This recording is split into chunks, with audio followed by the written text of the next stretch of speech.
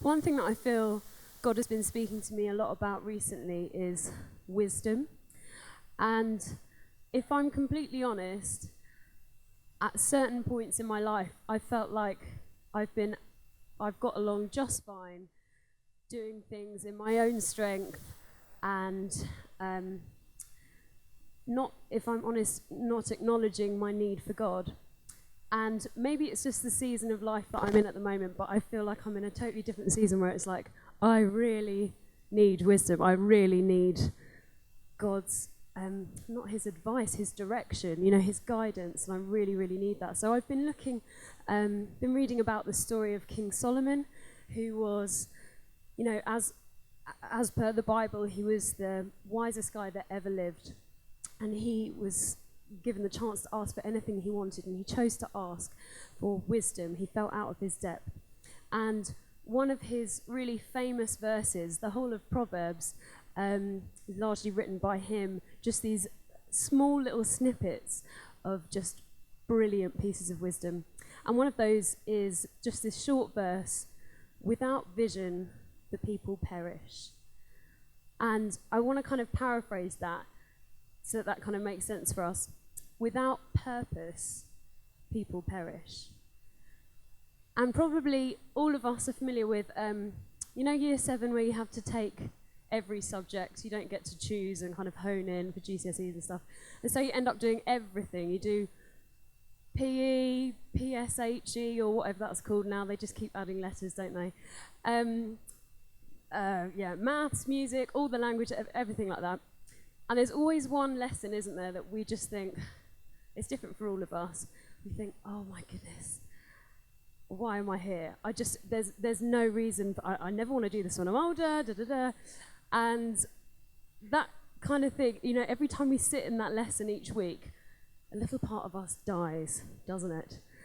And I want to suggest a similar thing, is that if we don't have purpose when it comes to leading worship, being involved in worship ministry, if we don't understand why it is that we're there and why we get up every morning on a Sunday to serve, then a little bit of us will die.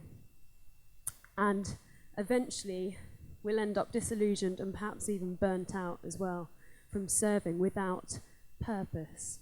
So purpose is so key.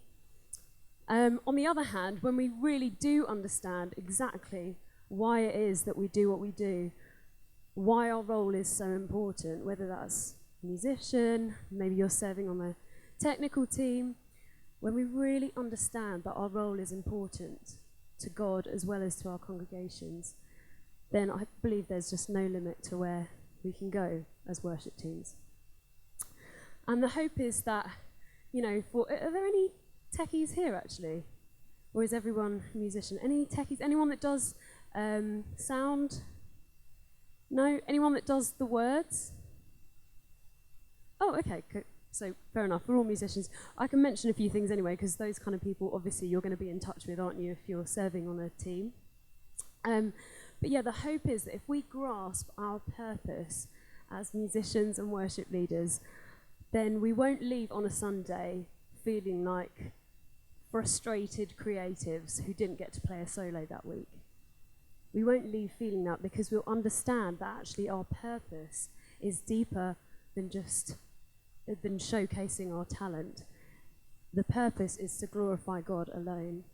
Similarly, again, for someone that does sound, if they truly understand what their role is and why their purpose is so important, then they will be more than happy to turn down the levels, probably below what they would love to run it at.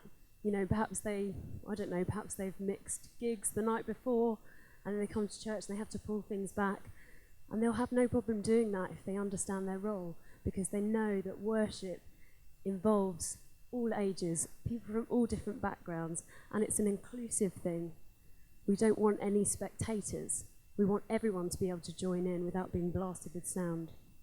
And again, those that do the words, it will be their joy to search for that song that the worship leader just decided to put on the set list at the last minute, because they'll understand that actually worship is about being led by the Spirit. And so, of course, There are going to be curveballs that get thrown. There's going to be an element of flexibility, and that goes for all of us.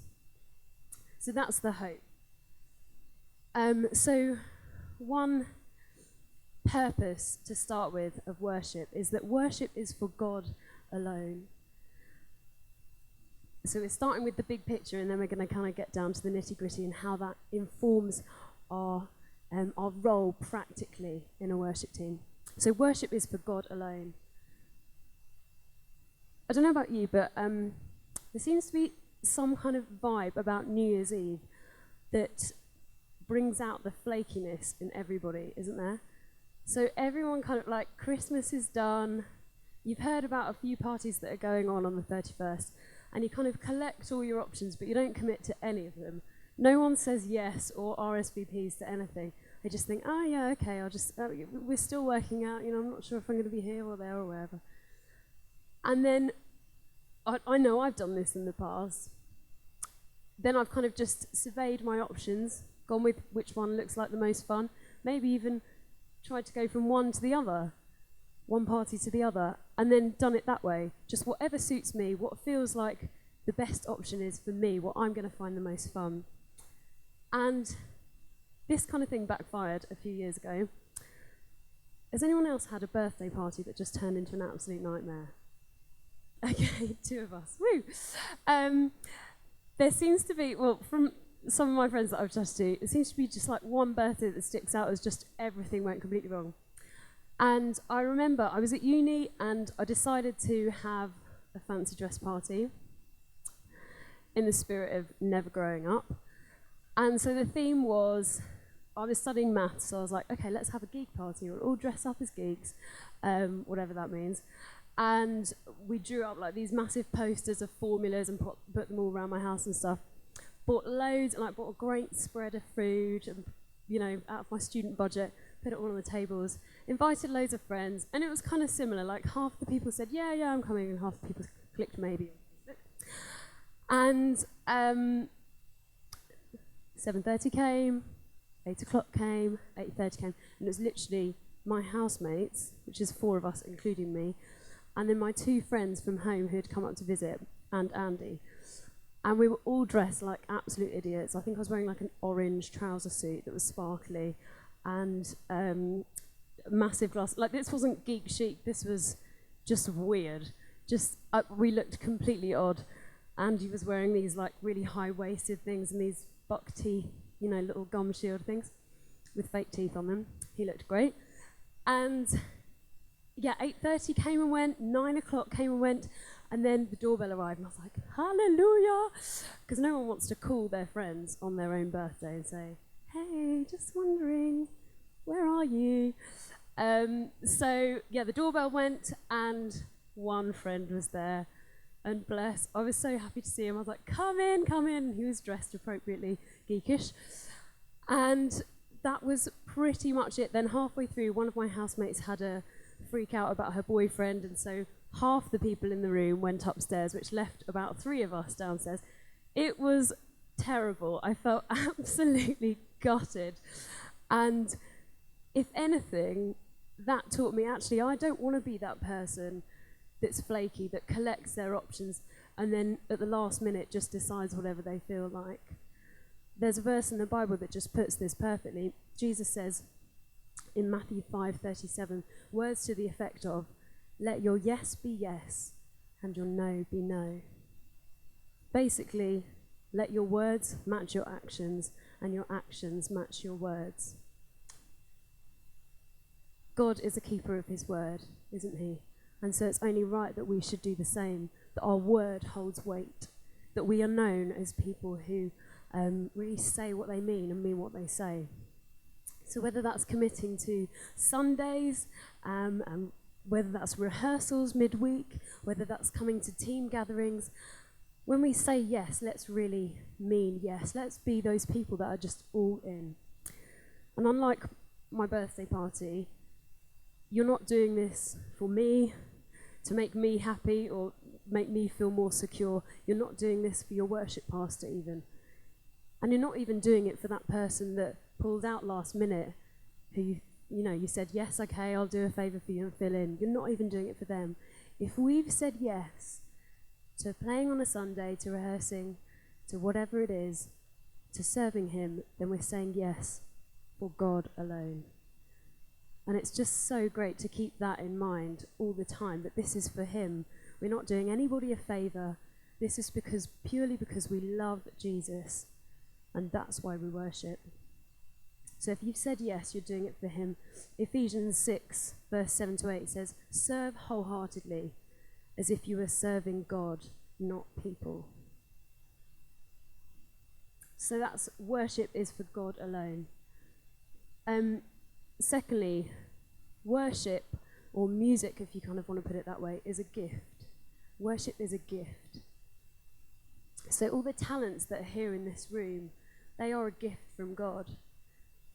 We are not the source of those talents, which half of us might be like, one half of us might be, oh, but I thought, I've worked really hard at this, and I've been taking lessons since I was 4 or 5 or whatever. And then the other half of us might be thinking, actually, that is a relief. Do you know what I mean? There's those two sides to our hearts, aren't there, when we hear that, oh, actually, we're not the source of our talents. But that should be something that takes the pressure to perform off of us. We are not the source. I don't think any human is built to withstand the pressure that comes with the weight of their own talent. I think there are some amazingly talented musicians that I can think of, famous and also some that nobody knows the name of. And I think it's so important that we recognise that comes from another place, from God, not from us. So the pressure to perform is off, but the responsibility is on. If the gifts that we've been given here in this room are a gift from God, then yes, the pressure is off. They're his gifts. But at the same time, the responsibility to steward those gifts, you might have heard that phrase a few times around church, it's quite a churchy phrase, to steward those gifts, that is really important. And what I mean by that is, for my son's birthday, Josiah turned 1 in February, and Uncle Mike came over with his present, and he bought, Josiah is absolutely into cars. You can find us literally looking outside our front window, just watching cars go by. It's a great life, really. And so he's really into cars. Mike brought around this remote control car for him, and this is just an aside, but it said age 6+ on the side, which I thought was quite funny. And we realised, we got it out of the box. Like, oh yeah, this is amazing. It's bright green with stripes and stuff, and it requires like 6 or 8 batteries to get it going. So you had to walk down to the shop and get a few batteries and stuff, and it drains the batteries like crazy because it's super fast. But in order to make that gift was from Mike. But in order to make that gift complete and make that gift useful and to steward that gift, if you like, we had to provide the batteries. We had to say, yeah, I want this car to go. I want to use this car. I love this gift. And I'm going to honour the fact that I've been given this gift by putting my own investment in. They're only batteries. But do you get what I'm saying? The gift of music and the gift of worship comes from the Lord. And it's our responsibility to receive that, yes, but also it's our responsibility to make that gift useful by doing our part to invest in the gift that we've been given, to put the batteries in, so to speak. Does that make sense? Yeah? I'm just going to keep talking. You can nod when the penny drops. But that's what we want to do. We want to invest. And we want to invest firstly in ourselves. So whether we're, obviously we're all musicians in this room, what that might look like for us is, if you're a musician, you've been learning guitar or learning drums for a while, I'd really encourage you to push yourself in whatever area, whatever your area of expertise is. If that's a guitarist, check out the Nashville, or even if it's keyboards or any tuned instrument, basically that's not the drums, check out the Nashville chord system that's so helpful. I just think it's something that we've been using a lot here. It basically enables you to learn a song and then play it in any key, because you just kind of learn it by numbers rather than letters, if that makes sense. Anyway, that's just one example. You know, listen to the latest worship songs. Listen to that song that was played last Sunday by, you know, a worship leader that you don't even know if you might be voted on with. But just in case, you're ready. You know, if the Holy Spirit prompts that song in ministry time, it's really nice if the band are able to join in. So invest in yourself. Again, techies can subscribe to tech magazines, download the desk manual. You know, go all in and have permission to invest in yourself. And then secondly, and I think this one's really key, is that if we truly understand that worship is a gift, we will choose to pass that gift on. You know, the Bible says it's more blessed to give than receive. And we see Jesus doing that all the time. He chose to invest in 12 disciples that were sometimes a bunch of morons, which gives me a lot of hope. You know, and he chose to pass the baton on, and he did miracles, amazing signs and wonders. And then he said, you will do even greater things than these.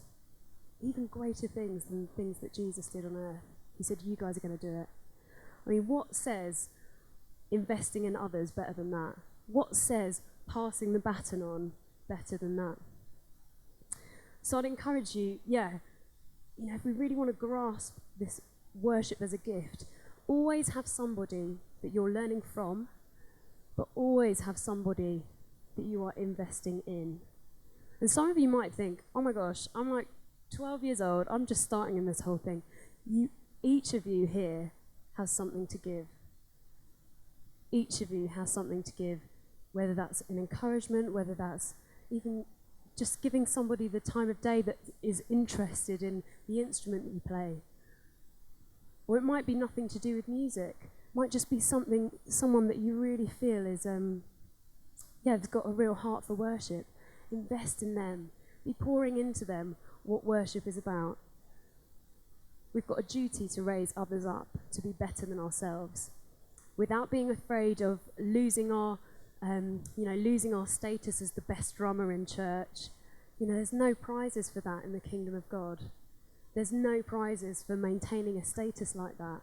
I really think that when we get to heaven, Jesus is going to be more impressed with the amount of people that we've chosen to input into, rather than the name that we've made for ourselves. So God can use anyone. There's no indispensable in the kingdom. So that's it.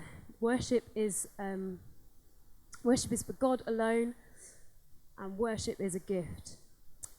Thirdly, worship is... I'll just see how we're doing for time here.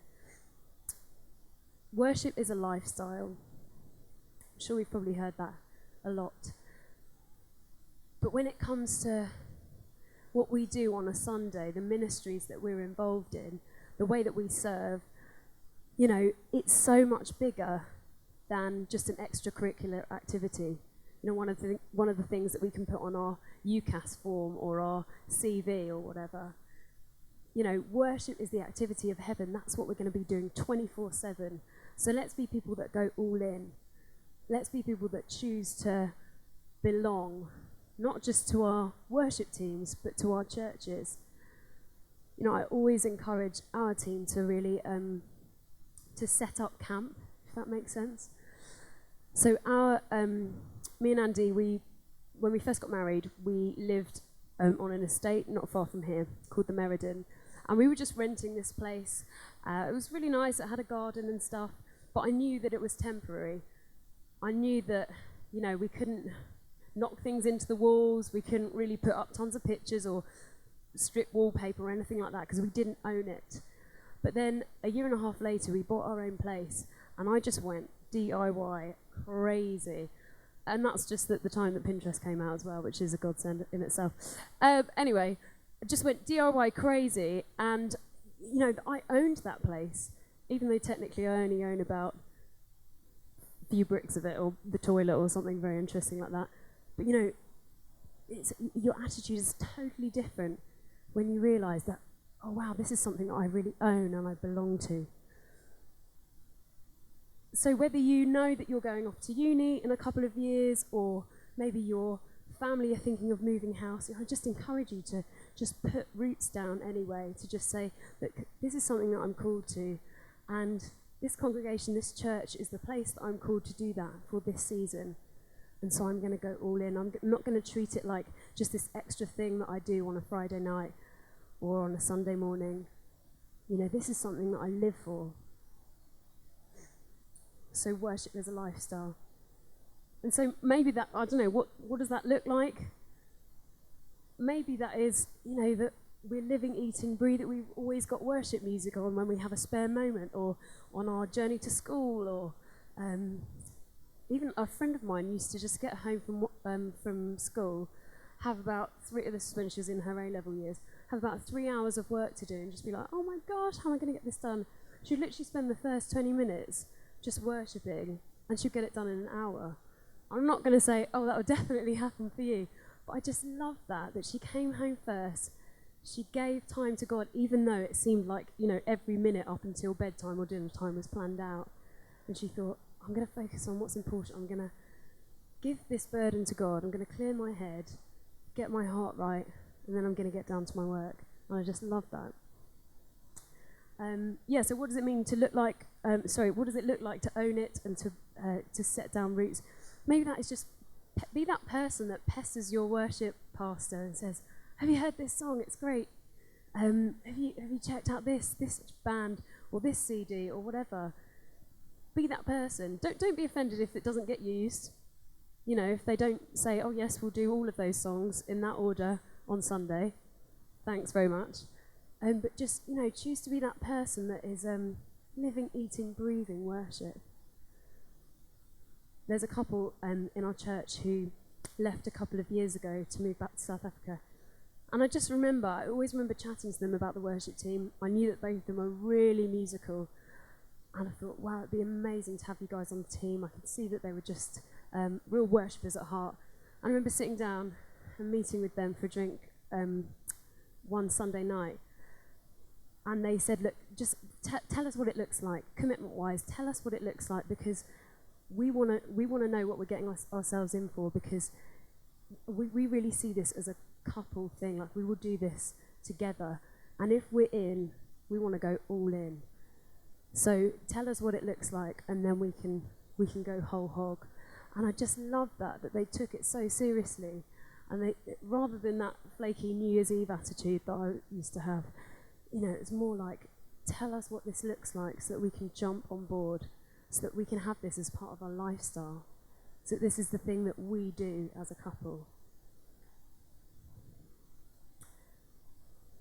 Just want to close with one story about people really understanding the purpose of worship and how that panned out.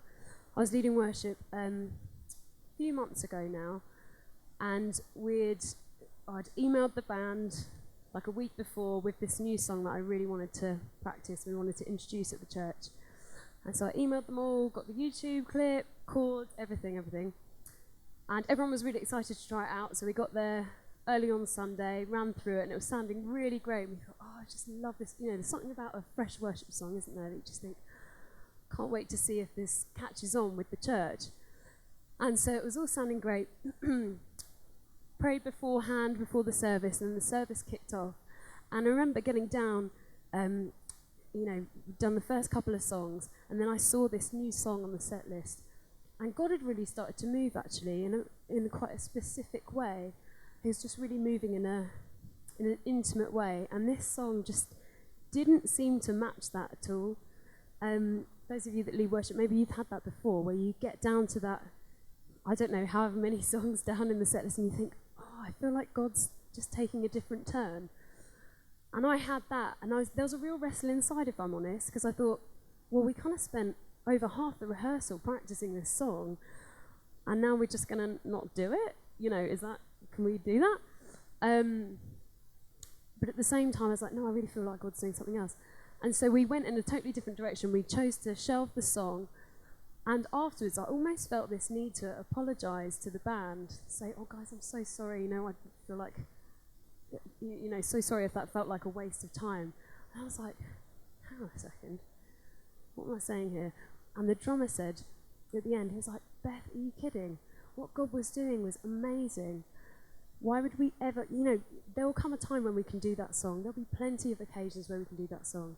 Why would we ever want to choose a perfectly executed set list over following the Holy Spirit? Why would we ever want to trade that?